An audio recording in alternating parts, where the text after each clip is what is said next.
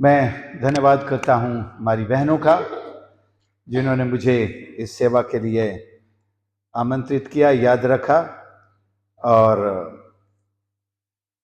प्रभु के दास भाइयों का भी, जिन्होंने उनके साथ अपनी उपस्थिति और ये आज़ादी दी। जैसा कि भाई जॉय ने बताया कि हम उपवास काल में प्रवेश कर चुके हैं, और आज के दिन बहुत सारी बहस भी शुरू होती है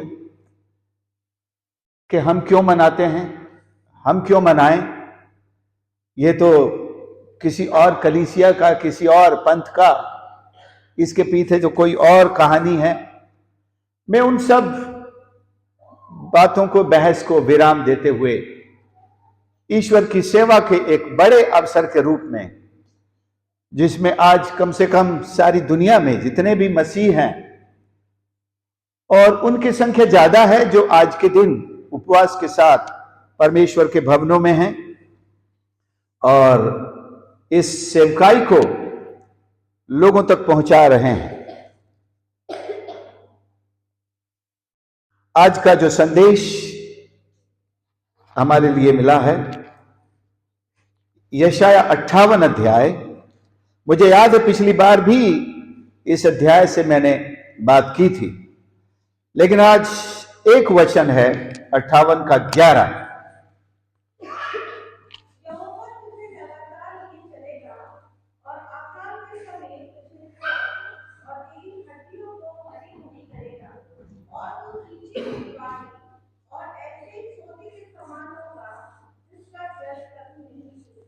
आमीन।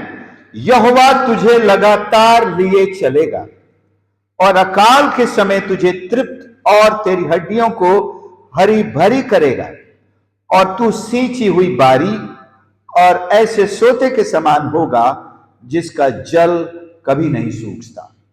तो शीर्षक आप अगर लिखना चाहें तो इसको जो मैंने दिया है वो है सींची हुई बारी। और अगर इस अध्याय का आप शीर्षक पढ़ें तो वहां लिखा है उचित उपवास।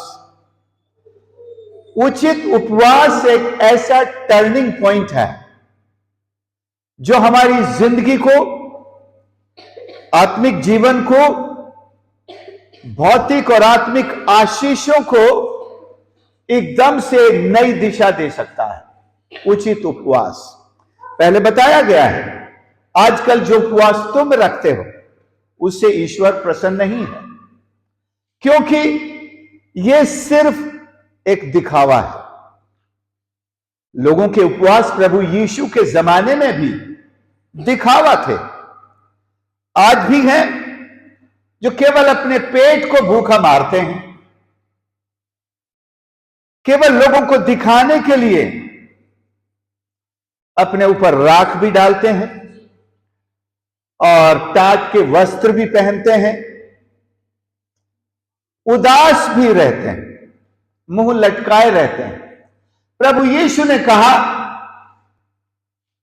यहां परमेश्वर ने पहले कहा कि जो मैं पसंद करता हूं उसका जिक्र यहां पर है, ये 6 पद से, जिस उपवास से मैं प्रसन्न होता हूं। और मत्ती 6 अध्याय में आप आएंगे, वहां भी प्रभु यीशु ने प्रार्थना के बारे में, दान के बारे में और उपवास के बारे में भी कहा। जब तू उपवास करे, मुंह धो और तेल लगा। उपवास वाले दिन यहूदी लोग मुंह नहीं धोते थे, हंसना मना था, और ऊपर से राख हो डालते थे। उनके वो टाट वाले वस्त्र भी तैयार टंगे रहते थे, उस दिन उनको पहनते थे। लोगों को देखने से ही लग जाता था, आज रब्बी साहब उपवास पर हैं। राख डली हुई है, टाट के वस्त्र पहने हुए हैं, बाल बनाए नहीं, बिगड़े हुए हैं, मुंह भी नहीं धोया है, और उदासी छाई हुई है।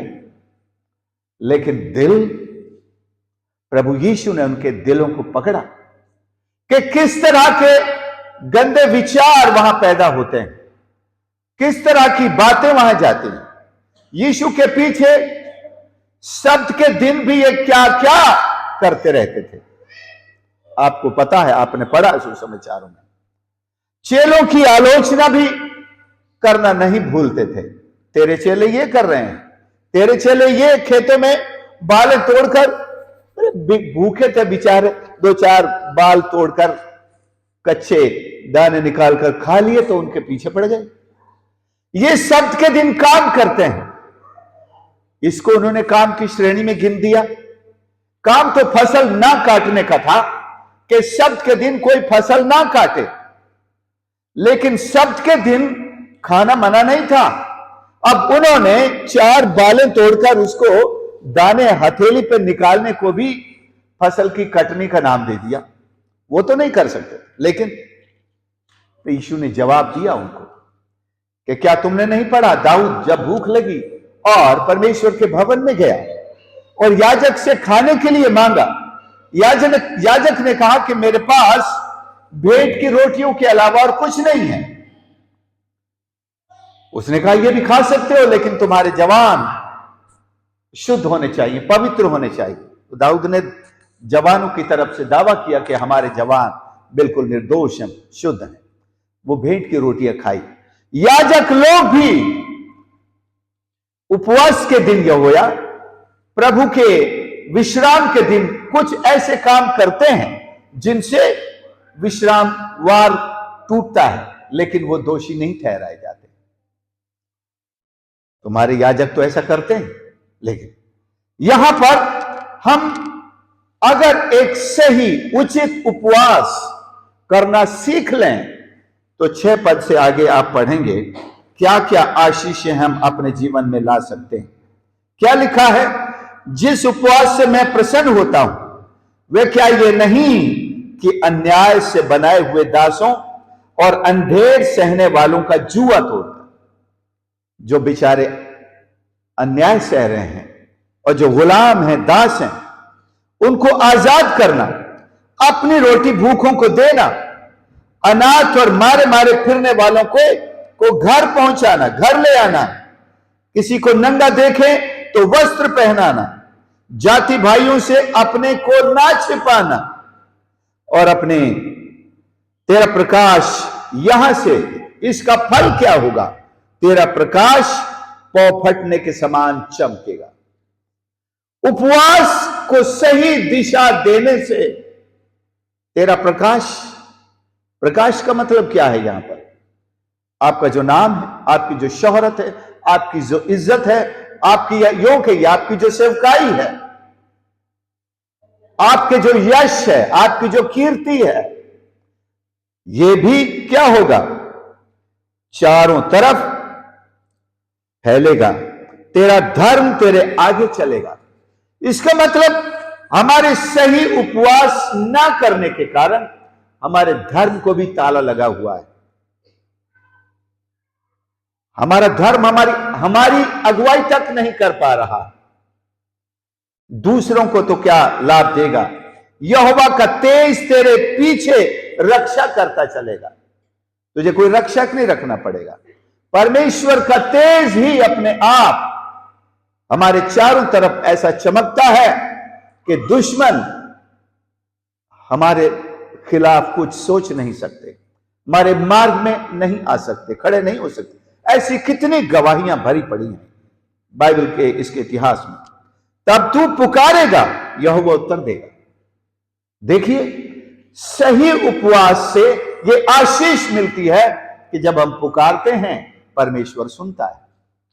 नहीं तो गलत उपवास के लिए कारण है, लिखा है कि तू पुकारते हो, कहते हो यहोवा हमारी स्तुति नहीं लेता, हमने दुख उठाया परंतु आपने कुछ ध्यान नहीं दिया, हमने उपवास किया लेकिन परमेश्वर ने हमारे उपवास को ना ग्रहण किया, ना हमें आशीष दी।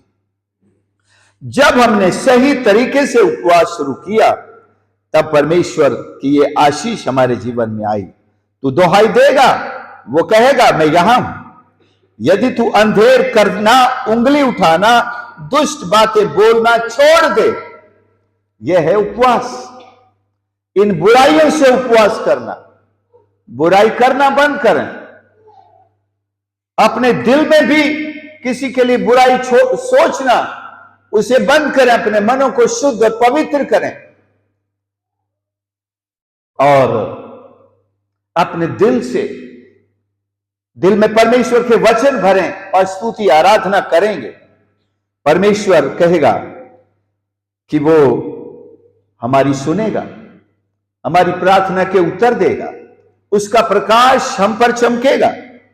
और अब 11 पद में अब मैं आता हूं जहां लिखा है, यहोवा तुझे लगातार लिए चलेगा। अभी परमेश्वर हमारे साथ नहीं चलता। कितने प्रभु के भक्तों ने शिकायत की, हे परमेश्वर तू हमारे साथ नहीं चलता। लड़ाई के लिए निकलते थे, मार खाते थे, लड़ाइयां हार जाते थे। लिखा उस दिन 25,000 जवान मारे गए, बड़ा रोना और विलाप हुआ। फिर अगले दिन से परमेश्वर को पुकारने लगे, बिना पूछे लड़ाई में चल देते थे। क्या हम लड़ने जाएं? तो ऐसा होता था। परमेश्वर को साथ बिना पूछे का मतलब बिना परमेश्वर को साथ लिए। जब आप प्रार्थना करके निकलते हैं, आप सिर्फ ये नहीं कहते कि प्रभु मेरी रक्षा करना, बल्कि ये कहते हैं तू मेरे साथ चल। परमेश्वर हमारे साथ चलता है। हम इस बात को समझ लें कि परमेश्वर हमें एक सिंचित बाग, बगीचा, बाइबल में क्या लिखा है आपके 11 में, सींची हुई बारी, इंग्लिश में ए वाटर्ड गार्डन, ऐसा बगीचा जिसमें पानी की बहुत आया था, सिंचाई होती है, जो कुछ बोया गया है वो सब फलता है। ये इस बात का प्रतीक है कि परमेश्वर आपके जीवन को, हमको ही तो बारी कह रहा है, हम ही तो गार्डन हैं। हमारा जीवन एक बगीचा है, एक गार्डन है। और परमेश्वर ये कहना चाहता है कि बगीचे में क्या होता है, फल लगते हैं। हमारा जीवन परमेश्वर के फलों से लदा होगा, और नहीं तो हमारा गलत उपवास हमारे जीवन में सूखा ला सकता है। It was left dry. परमेश्वर के साथ जब हम उसकी आज्ञा के अनुसार, उसकी इच्छा के अनुसार अपनी आराधना और अपनी भक्ति को करते हैं, तो परमेश्वर हमारे जीवन को अपनी आशीषों से भरने लगता है। यहोवा तुझे लगातार लिए चलेगा। परमेश्वर हमारी अगुवाई कर रहा है। दाऊद ने भजन 23 में अपने अनुभव को इस तरह लिखा, यहोवा मेरा चरवाहा है, वो मुझे हरी हरी चराइयों में ले चलता है। ये उसका रोज का अनुभव था कि परमेश्वर उसको लेके चलता है। वो भेड़ों की बात नहीं कर रहा है, एक्चुअली भेड़ों की तो तस्वीर से बात कर रहा है, या दिखा रहा है कि जैसे चरवाहा भेड़ों को लेके चलता है और रोज उनको अच्छी चराई में ले जाता है, फिर पानी भी पिलाता है और फिर विश्राम के लिए भी बैठाता है। कभी उसके मन में आया होगा, क्या परमेश्वर मेरे लिए ऐसा करता है जैसा मैं इन भेड़ों के लिए करता हूं? तो उसे इस बात का दर्शन हुआ कि परमेश्वर मेरा चरवाहा है, वो मुझे ही एक हरी चराई बना देता है और अपना विश्राम मुझे प्रदान करता है। दूसरी चीज इसमें है, वो हमें ताजगी देता है। ठीक है ना, इसी पद में हम पढ़ते हैं, ये पानी जब बारी में सिंचाई करता है तो ये ताजगी लाता है। नहीं, बिना पानी के कोई भी फसल होगी वो सूखी पड़ी होगी, जमीन सूखी पड़ी होगी, आप उसमें बीज भी बो के आएंगे वो उगेगा नहीं। मतलब जब हम उपवास करते हैं, जब हम सही ढंग से उपवास करते हैं जिससे परमेश्वर प्रसन्न होता है, तो परमेश्वर यह कहता है कि वो हमें ऐसे एक सिंचित बगीचे के समान, बारी के समान बना देता है जो फलों को उत्पन्न करती है। फलों के बारे में हम जानते हैं, प्रभु यीशु ने कहा है कि जो उसके साथ, जो उस पर विश्वास करेगा उसके अंदर से जीवन के जल की नदियां बह निकले। सामरी स्त्री से क्या कहा प्रभु ने? यदि तू जानती कि कौन तुझसे बात कर रहा है या तू किससे बात करती है, तो तू उससे ये पानी मांगती। ये सामरी स्त्री एक ऐसा उदाहरण है, एक प्यासी आत्मा का उदाहरण कह सकते हैं। उसने आत्मा की प्यास को शरीर की प्यास में बदल डाला। वो सोचती है कि एक से ज्यादा पति करने से उसकी आत्मा की प्यास शायद बुझ जाएगी, और उसने ये अनुभव करके देखा, और उसके पति एक के बाद एक उसे छोड़कर चले जा रहे थे। अभी प्रभु यीशु ने उसको बताया, अभी भी जो तेरे साथ है वो भी तेरा नहीं है। मतलब उसका यह नहीं कि यह पति भी जाने वाला है, मतलब अभी भी उसको वो संतोष नहीं है जिसकी उसे खोज है। उसकी प्यास परमेश्वर है, परमेश्वर का प्रेम है, परमेश्वर की शांति है, या कहिए पवित्र आत्मा है। यीशु ने यूहन्ना 7 अध्याय में खड़े होकर कहा भी, 7:38 में, जो मुझ पर विश्वास करता है उसके हृदय में से जीवन के जल की नदियां बह निकलेंगी। यह है वो संतोष, आत्मा की बुझी हुई प्यास, या आत्मा की जो सबसे बड़ी खोज है, वो ये है कि पवित्र आत्मा इनको मिल जाए। तब ये शरीर की जो अभिलाषाएं हैं, जैसा गलतियों 5 और उसके 16 में भी है, कोई पूछता है कि शरीर की अभिलाषाओं से कैसे छुटकारा पा सकते हैं, है ना भाई? तो पौलुस क्या जवाब देता है वह 5 के 16 में? हाँ, आत्मा के अनुसार चलो। हाँ, तो शरीर की लालसा को किसी भी रीति से पूरी ना करोगे। क्या मतलब निकला है? आत्मा, प्रभु यीशु ने उस सामरी स्त्री को आत्मा का अनुभव दिया।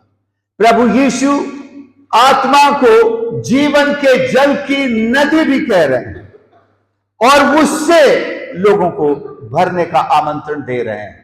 जो प्यासा हो, 7 के 36-37 में यूहन्ना, जो प्यासा हो वो मेरे पास आए और सैंत मैंत ले, इसका कोई मूल्य नहीं है। वो पवित्र आत्मा के बारे में कह रहे थे, जीवन के जल की नदी के बारे में कह रहे थे, जिससे हमारा जीवन सिंचित हो जाएगा, हमारा जीवन एक बगीचा बन जाएगा, एक बारी बन जाएगी। न सिर्फ उसमें फूल दिखाई देंगे या फूल खिलेंगे, बल्कि उस बारी में फल भी लगेंगे। क्या है हमारे जीवन में फल? जब हम फलों की बात करेंगे, पवित्र आत्मा के फल की भी बात करेंगे। आत्मा के फल गलतियों 5 उसके 22-23 में लिखे हुए हैं।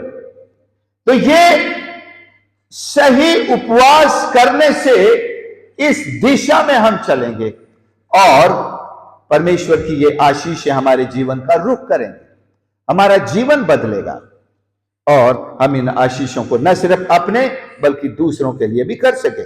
यशाया 44 का 3 देखेंगे। यशाया 44 का 3।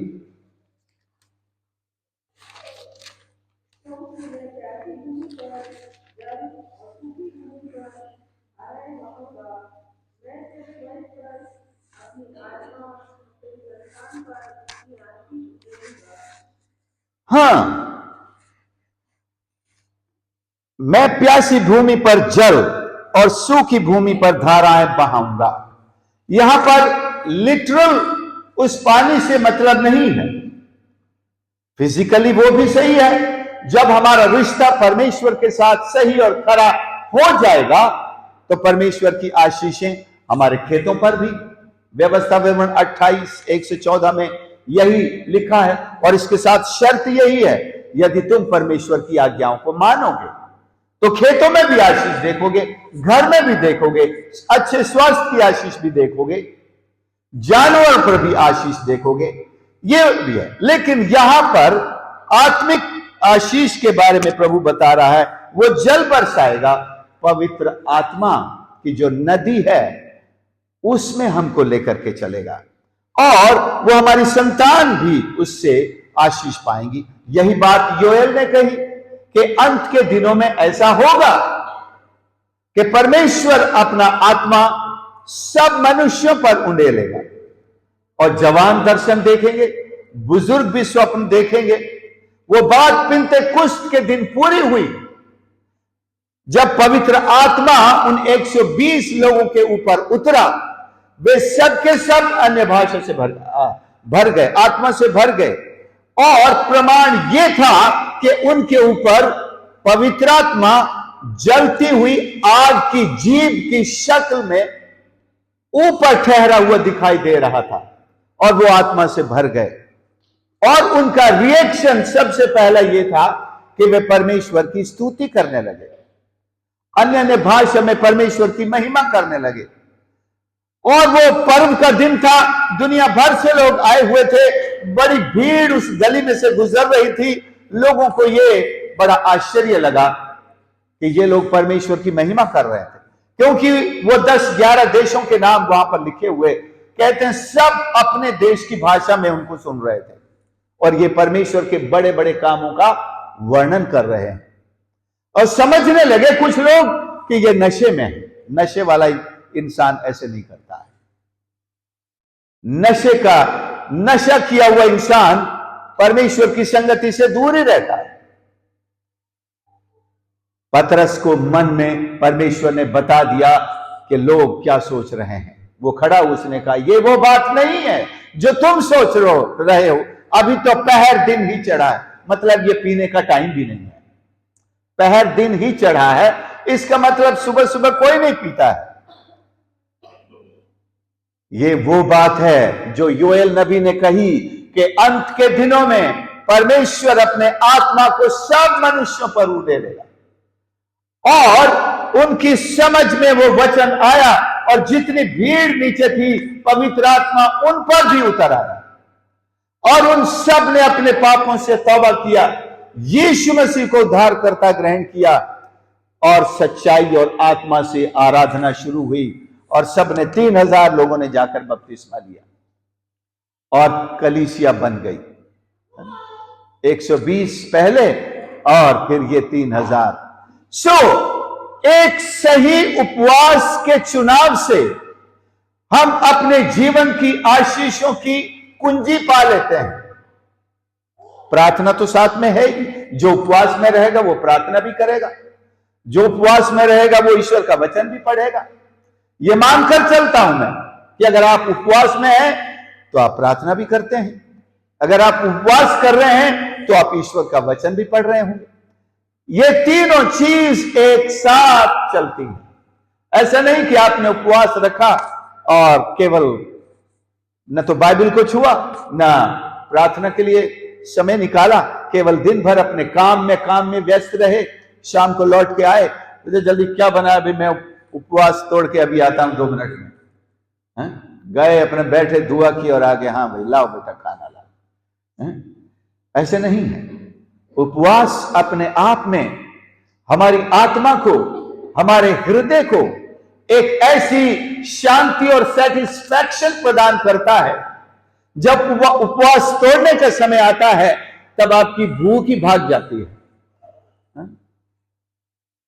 आपको दिन भर, अगर सही में आप उपवास के स्वभाव में रहेंगे तो आपको फील ही नहीं होगा कि आपने आज कुछ नहीं खाया है। ऐसा एक संतोष, ऐसा एक सेटिस्फैक्शन आत्मा को तो है ही, और आत्मा से वो मैसेज पूरे शरीर में चला जाता है, पेट को भी चला जाता है। एक संतोष पेट में भी रहता है कि मुझे भूख नहीं है। सुप्रियो, परमेश्वर हमको अपनी आशीषों में आगे बढ़ाना चाहता है। उसके लिए उपवास और प्रार्थना का एक हथियार कहना चाहें, आत्मिक हथियार भी है। बहुत सारी ऐसी परिस्थितियां होती हैं जिनकी दिशा मोड़ने के लिए प्रार्थना के साथ उपवास की भी जरूरत पड़ती है। एक बालक में दुष्टात्मा थी, 9 चेले मिलकर नहीं निकाल सके, 3 यीशु के साथ पहाड़ पर थे। जब प्रभु उतर के आए तो उस बालक के पिता ने कहा, अगर हो सकता है, अगर तू कुछ कर सकता है। यीशु ने कहा, यह क्या बात है? मतलब वो यीशु की हस्ती को नहीं जानता था, वो बाकी चेलों के समान उसको भी समझ रहा था, इनसे तो हुआ नहीं, अगर तू कुछ कर सकता है। यीशु ने कहा, विश्वास करने वाले के लिए सब कुछ हो सकता है। प्रॉब्लम ना उन चेलों के साथ थी, अब तो साफ हो गया ना, ये प्रॉब्लम उन चेलों की नहीं थी, ये बात थी विश्वास में मजबूत नहीं था। लेकिन उसने अपनी गलती को तुरंत समझ लिया, कहा मेरे विश्वास का उपाय कीजिए, और यीशु ने उसके भी विश्वास का उपाय किया और उसके बालक को चंगा किया। कहने का मतलब, हम दूसरों की आत्मिकता पर भी बहुत निर्भर करते हैं। यह तो बड़ा उपवास वाला है, यह तो बड़ा प्रार्थना वाला है, मेरे घर में इसके कारण आशीष आ जाएगी, मैं इससे बोलता हूं मेरे लिए प्रार्थना करो, मैं इससे कहता हूं दुआ करो। वो तो केवल आपको तैयार कर सकता है, आपके लिए मैदान तैयार कर सकता है। विश्वास तो आपको लाना पड़ेगा। बाकी सब विश्वासी थे वहां पर, लेकिन जैसे पिता ने अपने विश्वास का उपाय किया, अपने आप को मजबूत किया, उसने अपने बेटे के जीवन में आशीष देके उसने छुटकारा पा लिया। हम बात करते हैं एक सही उपवास, उचित उपवास और पवित्र आत्मा की इसमें भूमिका की। इसमें पवित्र आत्मा की बड़ी भूमिका है। हम उसको बाहर रख करके अपने आप को, अपनी बारी को या अपना जीवन जो है उसको एक वाटर गार्डन की श्रेणी में नहीं ला सकते। ये आत्मा जो जीवन के जल की नदी है। अब कौन कैसे कोई बगीचा लगाए और पानी का उपाय ना करे और अच्छे अच्छे बीज खरीद के लाए भोपाल से, भोपाल वाले गुजरात से मंगाते हैं या उत्तराखंड से मंगाते हैं, जहां जहां नए बीज बनाने की कुछ वो हैं, वहां से बीज मंगाया हमने, तो ये बीज बहुत फसल देता है। लेकिन आपके बगीचे में, आपके फार्म में पानी का साधन नहीं है। आपने ट्रैक्टर ले गए, बीज भी बो दिया और फिर तीसरे दिन देखने चले गए निकला कि नहीं, और 2 महीने बाद दरांती लेकर के पहुंच गए, फसल कटने का समय आ गया, या अभी तो टमाटर लग गए होंगे, 1-2 सप्ताह बाद मिर्ची तो बड़ी हो गई होगी, पानी नहीं लगाया। मैं कहना चाहता हूं, जब तक हम जीवन के जल की नदी को अपने जीवन में फूटने नहीं देंगे, यीशु ने बार बार यही कहा, हर इंसान से यही कहा, पुराने नियम में परमेश्वर यही बात कहता आ रहा है। लेकिन आज भी इसका विरोध होता है, पवित्र आत्मा का विरोध होता है, जीवन के जल की नदी का विरोध होता है। 44:3 में क्या पढ़ा? मैं प्यासे पर जल, सूखी भूमि पर नदियां बहाऊंगा।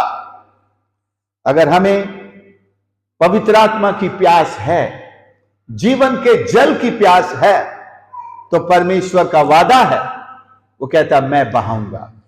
उसने जैसे पिंतेकुस्त के दिन जीवन के जल की नदी उन 120 लोगों पर बहा दी, फिर हजारों लोगों पर बहकर चली गई। पतरस के द्वारा प्रचार पतरस कर रहा था ना, उसका प्रचार सुनकर लोगों ने तौबा की। जब तक पवित्र आत्मा किसी को कायल ना करे, कोई अपना गुनाह नहीं मानता है। मैंने कुछ गलत किया ही नहीं। आप कितना भी उसको याद दिला दो कि मैं भी वहीं था जब तुमने ये पाप किया था, नहीं मानेगा, नहीं उसने मेरे साथ ऐसा क्यों किया, मैंने किया। लेकिन आदम के पाप को भी लोग नहीं मानना चाहते।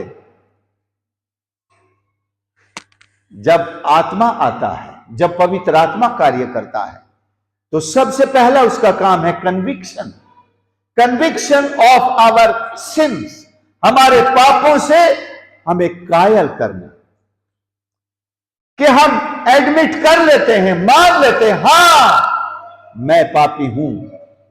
और ये पद रोमियो 3:23, सबने पाप किया है, सब मानने को तैयार नहीं है जब तक कि आत्मा उसे कायल ना करे। और फिर आत्मा एक नदी के समान जब हमारे जीवन को भरता है, आत्मा को भरता है, तब जीवन फलदायक होता है, तब इसमें फल लगने शुरू होते हैं।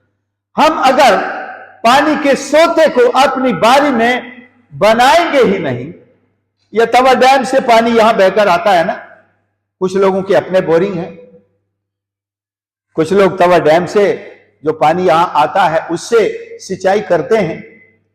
हम ये सारे पानी रोक दें कि फसल के लिए पानी की जरूरत है ही नहीं, तो फिर कभी हम फसल नहीं प्राप्त कर सकते, या तो फिर बारिश के भरोसे बैठे रहना पड़ेगा। लेकिन वो फिर बारिश का भरोसा भी तो पानी से ही है, बारिश भी तो पानी लेकर आती है। पवित्र आत्मा की बारिश ऐसे ही होती है। उचित उपवास में पवित्र आत्मा के साथ रिश्ता बहुत जरूरी है, केवल मानना काफी नहीं है। यीशु ने कहा, अगर तू जानती तो तू उससे मांगती। पवित्र आत्मा को भी मांगा जाता है। यीशु ने कहा, जो कोई प्यासा हो वो आए और बिना पैसे खरीदे। अगर पैसा नहीं है तो भी खरीदना जरूरी है। जो परचेज इज ए मस्ट, खरीदारी जरूरी है। अभी जैसे क्रेडिट कार्ड आ गया ना, पैसा नहीं है तो क्रेडिट कार्ड आपको उधार दे देगा, जितना भी लिमिट आपने बैंक से ली है ना। पैसा नहीं है तो खरीदो। लेकिन पवित्र आत्मा के लिए वो बात खरीदने जैसी है। हालांकि देना कुछ नहीं है, देना यही है कि हम अपने सांसारिक जीवन से तौबा करें, पापों से बाज आए। लोग पवित्र आत्मा का विरोध इसीलिए करते हैं कि वो अपने पापों में जीना चाहते हैं, बुरी आदतों में बने रहना चाहते हैं। शरीर के जो काम हैं 19 वो मैं बता देना चाहता हूं जो आत्मा के विरोध में है। गलतियों 5 उसके 19 में वो सारी लिस्ट, लोग इन चीजों को छोड़ना नहीं चाहते हैं। शरीर के काम तो प्रकट हैं। व्यभिचार, पवित्र आत्मा का विरोध कौन करता है? मैं साफ कहना चाहता हूं, जो व्यभिचार करता है। बहस करेगा, हमारे चर्च में नहीं चलता, हमारे इसमें नहीं चलता, लेकिन मूल मुद्दा यह है कि वो बुरा जीवन जीता है, गंदे काम करता है, वो लुचपन करता है, वो मूर्ति पूजा करता है। जरूरी नहीं कि उसने एक मूर्ति बैठा रखी हो, लेकिन ईश्वर को हटाकर उसके जीवन में कोई भी ऐसी चीज जिसको ईश्वर के बराबर या बढ़कर के महत्व देता है, वो भी मूर्ति पूजा है। ये कोई व्यक्ति भी हो सकता है, परिवार का, ये नौकरी भी हो सकती है। कुछ लोगों के लिए उनकी नौकरी मूर्ति है। ईश्वर के लिए जरा भी समय नहीं दे सकते, लेकिन नौकरी बड़ी ईमानदारी से करते हैं। सही बात है ना? दुनिया के काम पूरी ईमानदारी से करते हैं, लेकिन परमेश्वर के लिए उनके पास समय नहीं है। बाइबल पढ़ने के लिए समय नहीं है, उपवास के लिए समय नहीं है, प्रार्थना के लिए समय नहीं है, चर्च जाने के लिए समय नहीं है, संगति में आने जाने के लिए समय नहीं है। लेकिन दुनिया की ड्यूटीज वो बिल्कुल वहां एक मिनट भी देरी से नहीं, पहले पहुंच जाते हैं। ये कारण है जिससे वे पवित्र आत्मा को पसंद नहीं करते हैं। गंदे काम, लुचपन, मूर्ति पूजा, टोना।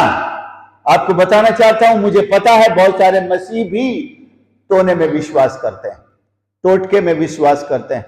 विचक्राफ्ट न सिर्फ विश्वास करते हैं, करते और करवाते हैं। इसलिए वो पवित्र आत्मा से दूर रहना चाहते हैं। बैर, झगड़ा, ईर्ष्या, क्रोध, विरोध, फूट, विधर्म, डाहा, मतवालापन, लीला क्रीड़ा, और कहता है इनके जैसे और भी काम है। अगर पूरी ऐसे कामों की सूची बनाएं तो मैं अभी कहीं पढ़ रहा था 605 ऐसे काम हैं, 605 ऐसे काम हैं जो एक सांसारिक व्यक्ति या हम भी जब प्रभु में नहीं थे, विश्वासी नहीं थे, उन सारे कामों को उनमें लिप्त थे, परमेश्वर से दूर रहते थे, परमेश्वर के करीब जाना भी नहीं चाहते थे। तो हम एक सींची हुई बारी कैसे बन सकते हैं?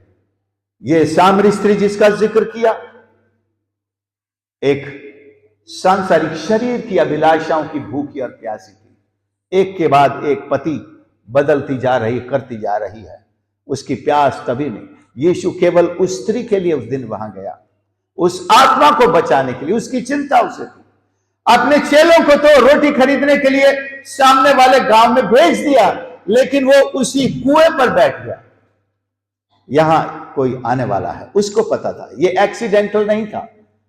It was appointed by God himself that day to save that soul, not only but the whole village. केवल उस स्त्री का ही उद्धार नहीं, बल्कि पूरे गांव का उद्धार होना था उस दिन। क्योंकि उस स्त्री ने जैसे उद्धार पाया, वो दौड़कर अपने गांव गई। गांव लिखा है कि नगर लिखा है, और सब लोगों को लेकर आए। आओ देखो, एक पुरुष जिसने वो सब बता दिया जो मैंने किया था, कहीं ये मसीह तो नहीं। गांव वाले जब आए, उससे बात की, तब कहने लगे अब तेरे कहने से नहीं, हमने खुद जान लिया है, खुद देख लिया है, अनुभव कर लिया है, यही मसीह है। सो प्रियो, पूरे गांव का उद्धार होने पाया। एक व्यक्ति ने जीवन के जल की नदी से जो पिया, भला ऐसे कैरेक्टर पर कौन विश्वास करेगा जिसका अपना जीवन माने गलतियों 5:19-20 के अनुसार हो, पूरे गांव में वो फेमस हो। ये तो यीशु ने कहा 6 कर चुकी है तू, गांव वालों ने तो शायद उसकी संख्या और भी ज्यादा बना रखी होगी। ये तो रोज नए के साथ दिखती है। कौन ऐसी की गवाही सुन करके दौड़ते हुए यीशु के पास आएंगे? लेकिन उन्होंने उसमें परिवर्तन देखा, उसकी बातों में दम था कि वो उन्हें परसुएड कर सकी, उन्हें अपने साथ चलने के लिए ला सकी। बहुत बड़ा प्रचार नहीं किया होगा, केवल इतना कहा चलकर देखो इस पुरुष को, कहीं ये मसीह तो नहीं। उनकी बातों से, उसके जीवन से उनको समझने में देर ना लगी, कोई बात तो है, ये इतनी परिवर्तित कैसे लग रही है।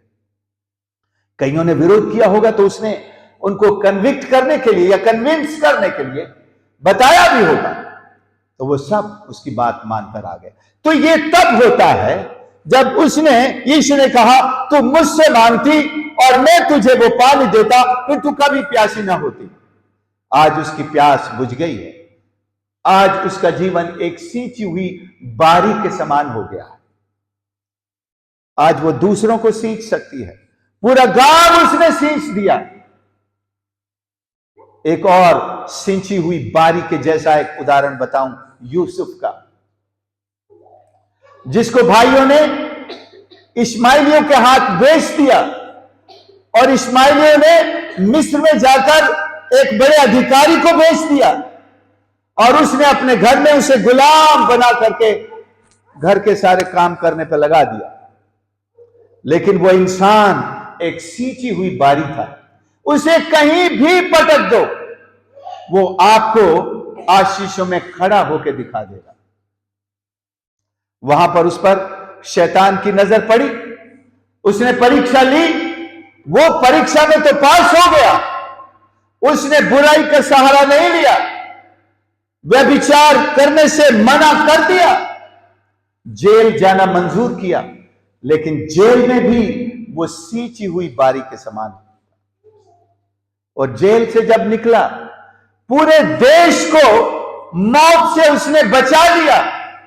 जो अगले 7 साल अकाल के समय पूरा मिस्र एक भूखमरी की सामना करने वाला था, एक यूसुफ जो सींची हुई बारी के समान जीवन रखने वाला था, जिसने अपने भाइयों की बुराई को माफ कर दिया। और उसने जब भाइयों से लास्ट में मुलाकात हुई, उससे कहा कि परमेश्वर ने, तुमने जो बुरा सोचा था, परमेश्वर ने उसमें भलाई सोची, मुझे तुमसे पहले आगे भेज दिया ताकि हम सब नाश ना हो जाएं। उसकी समझ और उसकी बुद्धिमानी से न सिर्फ मिस्र की रक्षा हुई, इजराइल के, उसके पूरे पूर्वजों की रक्षा हुई, और कई देशों के लोग अनाज खरीदने आए और जीवित बच गए। एक व्यक्ति था जिसने न सिर्फ परमेश्वर को जाना, बल्कि उस जीवन के जल की नदी को अपने जीवन में दिया, काम करने दिया, और उसका जीवन फल लाता था और लोग उससे आशीष पाते थे। प्रियो, ये फल लाता है और दूसरों को देता है। सींची हुई बारी, उसमें पानी लगाया जाता है, उसमें फल उगते हैं, और फल तभी उगते हैं जब मैंने कहा पानी लगा। अगर हमारा जीवन फलवंत नहीं है, आत्मा के फलों के बारे में वो सूची हम पढ़ लें, इसके अलावा और भी बहुत सारे फल हैं। 5 का 23 में है, 22 में पढ़ें कोई।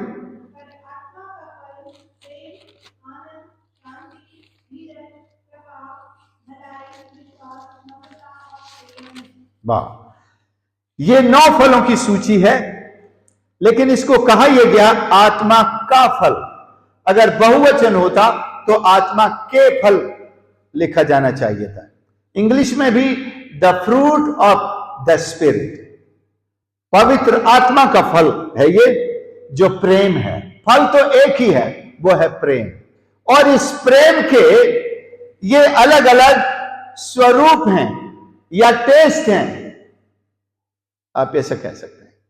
प्रेम के ये अलग अलग एक्सप्रेशंस हैं, ये शेडोज हैं। अब जैसे नीला कलर एक है, लेकिन इसमें कितने शेडोज होते हैं, है ना? हर कलर के शेडोज होते हैं। अभी तो वो कलर करने के लिए खरीदने जाते हैं तो वो एक आता है शेडो का, उसमें कितने 100-150 कलर होते हैं। हम कंफ्यूज हो जाते हैं। ये लेडीज लोग जरा ये ज्यादा रंगों के बारे में समझते हैं, तो ये लगा लेते हैं, इस बार ये कलर। आत्मा का फल प्रेम है, और प्रेम की जो एक्सप्रेशंस हैं वो ये हैं, क्या है? आनंद। जो परमेश्वर का प्रेम पाया हुआ इंसान है, जिसमें परमेश्वर का प्रेम है, वो आपको आनंदित भी दिखेगा, आनंद बांटता हुआ भी दिखेगा। उसमें आपको शांति भी दिखेगी, और वो शांति दूसरों के साथ बांटता भी है। उसमें धैर्य भी होगा, और वो धीरज का दान दूसरों को भी देता है। उसमें कृपा भी होती है, वो भलाई भी करता है, और भलाई का एक स्वयं उदाहरण भी है, विश्वास भी है, और नम्रता और संयम। ऐसे ऐसे मतलब इनके जैसे और भी शेडोज हैं, और भी शेड्स या एक्सप्रेशंस हैं। प्रेम के एक्सप्रेशंस और भी हैं। आप किस रीति से प्रेम को एक्सप्रेस करते हैं, अब आपको भी थोड़ा सोचना पड़ेगा कि मैं इन 9 फलों के अलावा प्रेम और कैसे प्रकट कर सकता हूं, है ना? हम गए भाई, अभी कोई स्कूल का बच्चा है, आपने उसकी फीस भर दी, ये आपके प्रेम का एक्सप्रेशन है।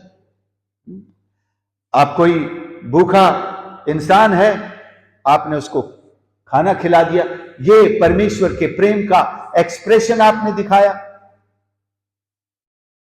तो कई तरह से आप परमेश्वर के प्रेम को एक्सप्रेस कर सकते हैं। जरूरी नहीं कि आप ये लिस्ट पढ़ के सुना दें। वचन में लिखा है आत्मा का फल प्रेम, आनंद, शांति, धीरज, नम्रता, संयम। आप अपने जीवन से उसको दिखा, और ये तब दिखा सकते हैं जब हमने आत्मा को पाया है। तब तो हमारे उपवास का भी फल हमको मिलता है, उसका आनंद भी हमको प्राप्त होता है। तो एक और उदाहरण मैं देना चाहता हूं कि दूसरों के लिए आशीष बन जाते हैं हम। अब हम अगले पॉइंट पर हैं। सिंचित बाग जो है कठिन समय में भी दृढ़ रहता है। यह बारी सूखती नहीं है। तवा डैम के कैनाल पीछे से ताला लग जाता है, बंद हो जाते हैं, है ना। जिनके पास नहीं है बोरवेल, वो उसी पे जो निर्भर रहते हैं वो बंद कर देते हैं, फिर कुछ नहीं बोते हैं गर्मियों में। लेकिन अभी गर्मियों में पानी मिलने लगा है। लेकिन परमेश्वर के जीवन की जल की नदी, उसका स्रोत तो हमारे अंदर ही परमेश्वर दे देता है। स्रोत तो वो स्वयं है, लेकिन ये स्रोत कभी बंद नहीं होता है, ये कटता नहीं है। क्या होता है 58 के 11 जो हम पढ़ें, तेरी हड्डियों को रिष्ट पुष्ट करेगा। 11 में पढ़ा ना हमने, यहोवा अकाल के समय तुझे तृप्त, तेरी हड्डियों को हरी भरी करेगा। अकाल और हड्डियां हरी भरी। हड्डियों के लिए क्या दवाई खाते हैं? कैल्शियम। लेकिन अगर हम आत्मा से भरे हैं, ये तो यहां इसे सिंबल के रूप में ना लें कि हड्डी से या सिंबॉलिकली क्या मतलब है। हमारा व्यक्तिगत जो स्वास्थ्य है ना, इसमें भी पवित्र आत्मा के जीवन के जल से, उसके आने से हमें फिजिकली भी एक अच्छा स्वास्थ्य मिलता है। परमेश्वर के लोग आप सबसे अच्छे स्वास्थ्य में भी आपको मिलेंगे। The person who is always in the presence of God, a regular attendant, अगर ये सांसारिक भाषा में भी अगर इसको कहें, जो रेगुलरली चर्च अटेंड करता है और ईश्वर की हर आराधना में आत्मा सच्चाई से इस्तेमाल होता है, ऐसे भी आप तंदुरुस्त रहेंगे। घर में प्रार्थना करता है, वचन पढ़ता है, परमेश्वर के आत्मा से भरा रहता है, तो कई एक बीमारियां जो शैतान भेजता है वो तो आपके करीब आ ही नहीं सकती। अगर आप कोई किसी एक्सीडेंट का शिकार हो जाएं, हड्डी तुड़वा लें, वो अलग है, पर उस एक्सीडेंट से भी वो बचा सकता है। कितनी बार परमेश्वर ने हमारे सामने उन खतरों को आने से पहले ही उनकी दिशा बदल दी। मैं भी कोई 15 साल से कार चला रहा हूं, मोटरसाइकिल भी चलाता हूं, तो मैं कभी ये दावा नहीं करता मैं बहुत अच्छा ड्राइवर हूं, इसलिए, लेकिन मैं कहता हूं मेरी गाड़ी तो प्रभु स्वयं चलाता है, मैं तो बैठकर बस वहां मजे लेता हूं। चलाने वाला तो वही होता है। तो हम चाहे कोई भी गाड़ी चलाएं या पैदल चलते हो या अपने बिस्तर में सो रहे हो, शैतान तो एक पल के लिए भी आपको नहीं छोड़ना चाहता है। नाश करने, घात करने और आपका आनंद, मेल मिलाप, धीरज, भलाई, कृपा, ये सब चुराने के लिए आता है। आपकी शांति को रोज चुरा लेना चाहता है। लेकिन कौन है जो हमारी रक्षा करता है? कौन है जो हमारे हृदय को आनंद से भरता है? कौन है जो हमारे खेतों को उत्तम से उत्तम भोजन वस्तुओं से भरता है, लहलहाता है? ना तो उत्तम बीज है इसका सीक्रेट, ना उत्तम पानी है, ना हमारी मेहनत है, यह परमेश्वर की आशीष है। सो प्रियो, अगर हम अपने आत्मिक जीवन को, यहां तक कि ये पॉइंट में तो शारीरिक बल की भी बात है, जैसे भजन 23:1 से 3 में हम पढ़ते हैं, ये सारी आशीषें भौतिक रूप से भी हमें परमेश्वर देता है। केवल उपवास आत्मिक आशीषों का सीक्रेट नहीं है, भौतिक आशीषों का भी सीक्रेट है। भौतिक आशीषों में भी बढ़ने का सीक्रेट है। अगर आपके जीवन में भौतिक रूप से, आर्थिक रूप से, सामाजिक रूप से आशीषें रुकी पड़ी हैं, ड्राई हैं, सूखी हैं, तो सबसे पहले अपने जीवन को, जिसे परमेश्वर ने एक बारी बनाया है, एक गार्डन बनाया है, उसकी सिंचाई कर ले। सामरी स्त्री के जीवन में प्रभु ने यही किया, यूसुफ के जीवन में यही किया, अब्राहम के जीवन में यही किया, याकूब के जीवन में, हमने याकूब के बारे में पढ़ा, यशाया 43 याकूब के बारे में है। याकूब के जीवन में वही किया परमेश्वर ने। एलिया, एलीशा हो, राजा दाऊद हो, उसका बेटा सुलेमान हो, परमेश्वर ने यही किया। लेकिन आगे चलकर सुलेमान के बारे में थोड़ा भटक गया। भटकने के चांसेस हमेशा रहते हैं, प्रभु यीशु जानते हैं, इसलिए एक चर्च भी भटक गया था। प्रकाशित वाक्य में आप पढ़ें, लिखा है, याद कर कि तू कहां से गिरा है और पहले से कैसे काम कर। चर्च भी परमेश्वर के आज्ञाओं से भटक जाते हैं, जीवन के जल की नदी को सुखा बैठते हैं। लेकिन यदि हम उसमें बने रहें, उचित उपवास, उचित प्रार्थना, उचित आराधना, उचित संगति में हम आगे बढ़ेंगे, निश्चय हमारे जीवन परमेश्वर की आशीषों से भरेंगे और हमारा जीवन परमेश्वर की सच्ची आराधना, जो आत्मा और सच्चाई से होती है, उससे परमेश्वर आनंदित होगा।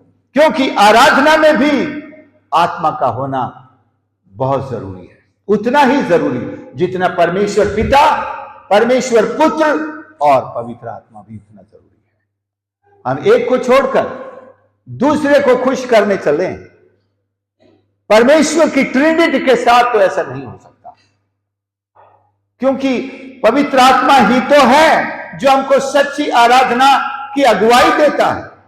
आत्मा से भरेगा तभी तो हम गीत गा सकेंगे, नहीं तो हम संसार के वो फिल्म के गानों के समान, रेडियो वाले गानों के समान गाते रहेंगे। कोई टेप चला दे, चर्च में टेप भी तो चलते हैं, लेकिन जब आप परमेश्वर के आत्मा से सींची हुई बारी के समान उसकी उपस्थिति में आकर आराधना करेंगे, तब वो परिणाम होंगे जो पिन्तेकुस्त के दिन कलीसिया ने देखा, हजारों लोग। वो परिणाम होगा जो पौलुस और सिलास ने जेल में गाना गाते हुए देखा। जेल की नींवें हिल गई, कैदियों के बंधन टूट गए, खुल गए, और जेलर ने अपनी तलवार निकाली और आत्महत्या करने ही वाला था। पौलुस चिल्लाया, बीच में गाना छोड़कर वो चिल्लाया, अपने आप को हानि ना पहुंचा, हम सब यहां पर हैं। पौलुस ने ये कैसे जान लिया उसके मन की बात, उसने क्या सोचकर आत्महत्या कर रहा है कि सारे कैदी भाग गए। जेलर ने यह सोचा कि सारे कैदी भाग गए, और पौलुस इसलिए कि कोई कैदी नहीं भागा है उसके मन की बात को समझ गया और उससे कहा, don't commit suicide, we are all here. वो दिया लेकर के लपका, मतलब उछल के आया और देखा, हाँ, शायद गिनती लगाई होगी, हाँ सारे के सारे हैं। फिर उनके पैरों पर गिर पड़ा। क्या कहा, उद्धार पाने के लिए मैं क्या करूं। यह सोच कहां से आ गई। एक अन्य जाति, एक यूनानी सूबेदार या जेलर, उसने तो कोई संदेश नहीं सुना, आत्मा के बारे में कुछ नहीं सुना, लेकिन उसके अंदर पवित्र आत्मा उनके गानों से काम करने लगा, उस चमत्कार से काम किया। तो हम इससे दूर नहीं रह सकते। उसी रात उसने अपने पूरे घराने के साथ विश्वास किया, बपतिस्मा लिया और दोनों पादरियों को ला करके वापस जेल में बैठा दिया। वो तो भाई उसकी नौकरी है, हाथ भी जोड़ा होगा, मैं क्या करूं, मैं इसे छोड़ूंगा तो फिर मुझे तो आप, या तो मैं आपको छोड़ देता हूं, लेकिन सुबह मेरे गर्दन पर तलवार आएगी, मैं तो अभी कटने के लिए तैयार हूं, आप निकल जाओ। मैं ये भी सोचता हूं अपने विचार से कि जेलर ने यह भी ऑफर दिया होगा, मेरा गला कट जाए तो कट जाए, आप साहब लोग चले जाओ, मैं आपको आजाद करता हूं। पौलुस ने कहा नहीं, हम यहां से नहीं जाएंगे। पौलुस को ये भी, वो सुबह खुद आकर हमें बाई इज्जत यहां से बाहर करेंगे, और सुबह ऐसा हुआ है। उन्होंने कहा उनको जाने दो, ऑर्डर आ गया, उनको जाने दो। सो परमेश्वर के आत्मा का कार्य जब हमारे जीवन में होगा, हम सही दिशा चल सकेंगे, सही प्रार्थना कर सकेंगे, और उस प्रार्थना के हमें उत्तर मिलेंगे। जैसे 58 अध्याय में हमने पढ़ा, प्रभु ने कहा फिर वो आशीष देगा, उत्तर देगा, अच्छा स्वास्थ्य देगा, हमारे खेतों को आशीषित करेगा। मतलब आज यहां तो खेत हैं, लेकिन बहुत से लोग हैं जिनके पास खेत नहीं, शायद उनके पास बिजनेस है, शायद उनके पास नौकरियां हैं, लेकिन किसी के पास तो ये दोनों नहीं है। फिर भी परमेश्वर आशीष देगा। मेरे पास ये दोनों नहीं है, खेत भी नहीं है, नौकरी भी। एक खेत है छोटा सा अलवर राजस्थान में, और थोड़ा बहुत उसमें से आ जाता है, लेकिन वो तो एक महीने का भी खर्चा नहीं चल पाता। लेकिन मेरा भरोसा वो खेत नहीं है, मेरा भरोसा कोई नौकरी नहीं है, कोई बिजनेस नहीं है, लेकिन परमेश्वर मुझे बहुतायत से आशीषित करता है। सुप्रियो, परमेश्वर के सोते जहां हम सोच नहीं सकते, और एक वचन ऐसा है बाइबल में जिसे आप सुनेंगे तो उछल जाएंगे, जहां हम नहीं बोते।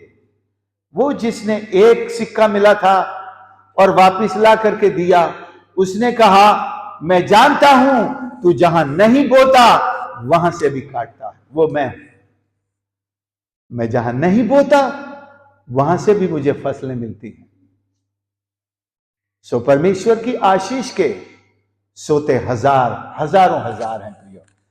हम अपनी आत्मिकता को एक सही दिशा, प्रार्थना के जीवन को, उपवास के जीवन को, वचन पढ़ने को, प्रभु की संगति को एक सही ढंग, सही तरीका और सही समय सब देना शुरू करेंगे, तो मैं समझता हूं हम आशीषों से दूर नहीं हैं। आज आपके उपवास का पहला दिन है। मैं नहीं पूछना चाहता हूं कि कौन कौन उपवास करके आया है। ये आपके और प्रभु यीशु के बीच में है, और होना भी आपके और प्रभु यीशु के बीच में चाहिए, वो जानता है। लेकिन मैं आज पहले दिन से ही ये कह देना चाहता हूं कि उचित उपवास शुरू करें। अगर हमें आशीष पानी है, केवल भौतिक आशीष ही नहीं, मेरा जीवन एक उचित मसीही जीवन बने। एक यूसुफ लाखों लोगों के लिए आशीष बन गया, एक पतरस हजारों लोगों के लिए, और आज तक वो आशीष है। उसका लिखा हुआ ये इंसिडेंट ही नहीं, उसकी पत्रियां सब हजारों लोगों को सही दिशा में लेकर चल रहे हैं। तो आपका जीवन अकेले आपको आशीषित नहीं करेगा, बल्कि हजारों लाखों लोगों को परमेश्वर की आशीषों में आगे लेकर बढ़ाएगा। सो प्रियो, मैं आपसे कहना चाहता हूं कि हम परमेश्वर के वचन की रोशनी में अपने जीवन बनाएं। आइए थोड़ी देर अपनी आंखें बंद करें और अपने जीवन पर एक नजर डालें कि परमेश्वर मुझे आज से जो मैं उपवास रखना शुरू करता हूं, क्या मेरा उपवास परमेश्वर के सामने सही है? क्या प्रभु इसे ग्रहण करता है? क्या प्रभु मेरे उपवास से प्रसन्न है, या कहीं कोई उलाहना तो नहीं दे रहा? बहुत से लोग उपवास तो रखते हैं, लेकिन प्रभु की डांट खाते हैं। बहुत से लोग बाइबल तो पढ़ते हैं, लेकिन डांट मिलती है उनको। परमेश्वर का वचन भी डांटता है। लिखा है 2 तिमुथियुस 3:16 में, परमेश्वर का वचन सुधारने और फटकारने के लिए भी है। उसके पास आते तो हैं, फटकार खाते हैं, लेकिन सुधरते नहीं है। They go back just as they come. जैसा आते हैं, खाली बिगड़े हुए, वैसे ही चले जाते हैं।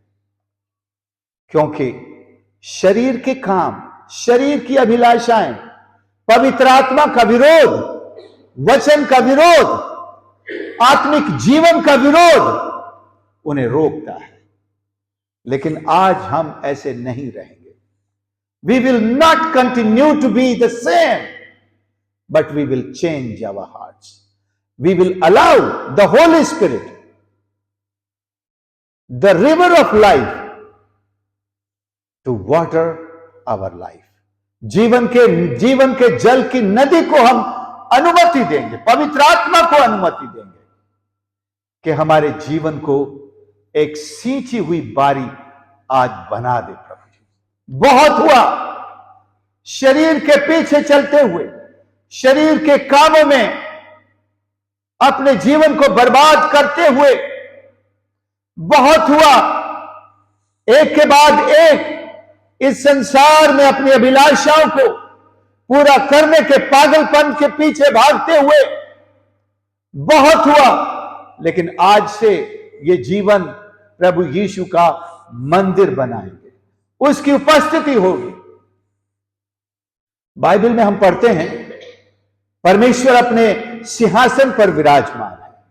प्रभु यीशु का भी सिंहासन है जो पिता के दाहिने है, लेकिन उन दोनों के आसपास पवित्र आत्मा का सिंहासन दिखाई नहीं देता, क्योंकि उसने अपना सिंहासन आपके हृदय में बनाया है। एक विश्वासी के हृदय में पवित्र आत्मा का सिंहासन होता है। क्या आपके हृदय में है, या आपने बनने ही नहीं दिया, या खाली पड़ा है? सो आज प्रभु हमसे कहता है कि त्रिएक परमेश्वर, यीशु ने कहा हम तीनों उसमें आएंगे, उसके साथ वास करेंगे। प्रभु यीशु ने कहा वो मेरे साथ भोजन करेगा।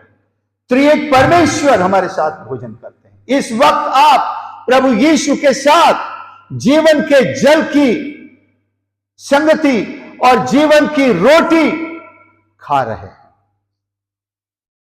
ये आनंद हमारे जीवन में परमेश्वर देना भरना चाहता है। आइए हम अपने स्थानों पर खड़े हो जाएं और प्रार्थना में प्रभु की संगति में चलेंगे। विश्वास करें प्रभु हमारे साथ है। प्रभु यहां पर उपस्थित है। आपके जीवन को उसने देख लिया है, आपकी प्यास को जान लिया है। केवल दो इंसान दुनिया में मेरी प्यास को महसूस कर सकते हैं, मैं और मेरा ईश्वर। अगर कोई तीसरा भी महसूस कर ले तो यह बड़ी अच्छी बात है। कई बार ऐसा होता है, परिवार के लोग जान लेते हैं आपको क्या चाहिए, लेकिन परमेश्वर हमेशा जानता है। आज की शाम प्रभु जानता है आपके जीवन की जरूरत क्या है। उपवास तो न जाने कितने सालों से कर रहे हैं, आगे 40 दिन भी करेंगे, लेकिन आज ही से इस उपवास को सही दिशा दें, जिससे मेरा परमेश्वर प्रसन्न होता है, उसी से मुझे आशीष मिलेगी। बहुतों ने सुबह राख भी लगाई होगी, नहीं तो आज शाम को बहुत सारी कलीसियाओं में उनके सिर पर राख छिड़की गई है, माथे पर लगाई गई। कई लोग पुड़िया में अपने घर लेके जाते हैं, जो चर्च नहीं आए उनके माथे पर लगाएंगे। याद रखें, यीशु ने कहा मुंह धो, तेल लगा, अपने मुंह पर उदासी नहीं, आनंद का प्रगटीकरण कर। जिस उपवास से परमेश्वर यीशु, पिता परमेश्वर, पवित्र आत्मा प्रसन्न होते हैं, उसकी सोचें। किसी ने हमको पकड़ा दिया एक परिपाटी, एक परंपरा, कहीं से उधार ले आए, वह हमारी नहीं है परंपरा, हमारी कलीसिया की भी नहीं है। मैं सोचता हूं इस कलीसिया की भी नहीं है, लेकिन उपवास जरूर इस कलीसिया की परंपरा है। और हम परमेश्वर के वचन के अनुसार ही उपवास करेंगे, प्रार्थना करेंगे, उसकी इच्छा में होकर हर एक कार्य करेंगे। परमेश्वर की मर्जी को आज से हम जानेंगे, उसी के अनुसार हम चलेंगे। हमारा जीवन एक सींची हुई बारी बने, प्रभु ऐसा होने दे। मेरे प्रभु, मेरे परमेश्वर, मैं इस झुंड को आपके हाथ सौंपता हूं। आपने हर एक से बात की है प्रभु जी, हर एक जीवन को एक सींची हुई बारी बना दे। Let the holy spirit take complete control of each life in this house, in this village. हर एक जीवन को अपने कब्जे में ले ले। जीवन के जल की नदी हर एक के अंदर से बहने पाए परमेश्वर, जिससे हमारा जीवन हरा भरा हो जाए, फलों से लग जाए। हमारी हड्डियां जो सूख गई हैं उनको आप रिष्ट पुष्ट कर दे परमेश्वर। हमारे जीवन को हरा भरा कर दे परमेश्वर। तेरे प्रेम से, आनंद से, शांति से, मेल मिलाप से, धीरज से भर दे प्रभु जी। हमारे घर को आशीषित कर, हमारे परिवारों को आशीषित कर, बच्चों को आशीषित कर, हमारे खेतों को आशीषित कर। जो कुछ भी वहां बोया जाए 30, 60, 100 और 1000 गुना फले परमेश्वर। घरों के गले, घरों के खलिहान छोटे पड़ जाएं, इतनी आशीष है। जहां हम नहीं बोते वहां से भी काटने पाए परमेश्वर। ऐसे आशीष के सोते हम सब के लिए खोल दे मेरे प्रभु। Open the doors from heaven. आकाश के झरोखे तूने कहा है। सही उपवास, सही दान, सही दसवांश जब हम देने लगेंगे, आपने कहा तू आसमान के झरोखे खोल देगा। आज हम प्रभु जी सही उपवास, सही प्रार्थना, सही आराधना और सही दान देने के लिए यहां आपके सम्मुख प्रभु जी आते हैं और आपके सम्मुख ही अंगीकार करते हैं। आप आसमान से, स्वर्ग से हमारी आशीषों के झरोखे खोल दीजिए। कहने की जरूरत नहीं पड़ेगी। हमें परमेश्वर का वादा है, उसने कहा ऐसा करके मुझे परख कर देखो कि मैं तुम्हें अपरंपार आशीषें देता हूं कि नहीं।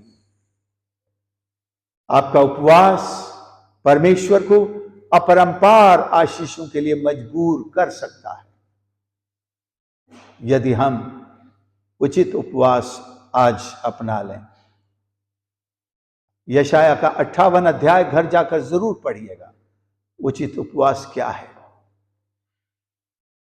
प्यारे यीशु, दया कर परमेश्वर, आशीष कर हर एक जीवन पर प्रभु जी, और खुदावन तेरी आशीषों से भर दे प्रभु जी। जो भी इच्छाएं, आवश्यकताएं लेकर आए हैं, स्वर्ग के झरोखे खोलकर पूरी कर।